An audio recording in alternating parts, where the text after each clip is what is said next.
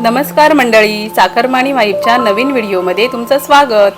आज मी बनवतोय झटपट असा कैरीचा आंबट, तिखट आणि गोड लोणचा। मी एक कैरी घेतलंय। ही कैरी ना माझ्या आईन गावातून पाठवल्या ना।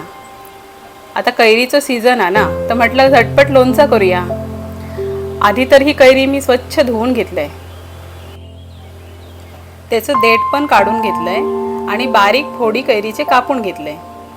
जास्त मोठे फोडी नाही करायचे, एकदम बघा असे बारीक करून घ्यायचे।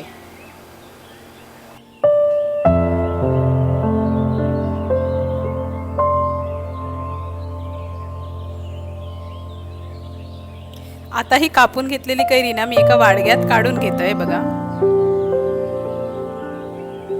खूप मस्त लागतं ह्या लोणचा। मी एकाच कैरीचं लोणचं बनवतोय, कारण मी ह्या माझ्या पुरताच बनवते, कारण मी एकटाच खातेले ना, म्हणून मी एकाच कैरीचं बनवते।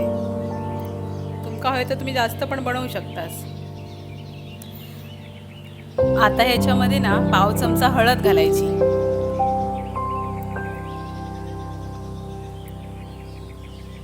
चवीपुरता मीठ पण घालून घ्यायचा।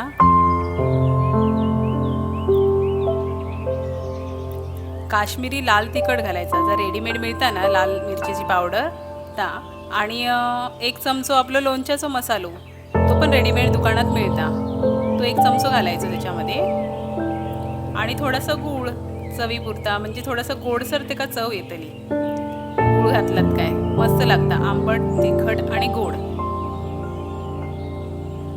ह्या लोणचा ना साधारण 7 ते 8 दिवसपर्यंत टिकता, कारण आपण याच्यामध्ये ना अगदी कमी तेलाचा वापर करतेलो, म्हणजे फोडणी देतेलो राई आणि हिंग वायच। आणि ह्या फ्रीजमध्ये ठेवला का 7 ते 8 दिवसापर्यंत मस्तपैकी रवता। जेवताना आपल्या खोयात तेवढा घ्यायचा, काढायचा आणि खायचा।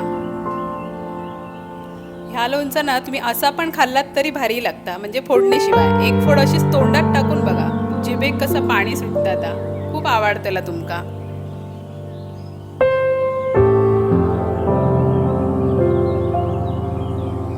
कैरीक ना थोडं पिवळो रंग पण इलो होतो, म्हणून ती अजूनच टेस्टी लागा होती। तर तयार असा आपला झटपट असा लोणचा।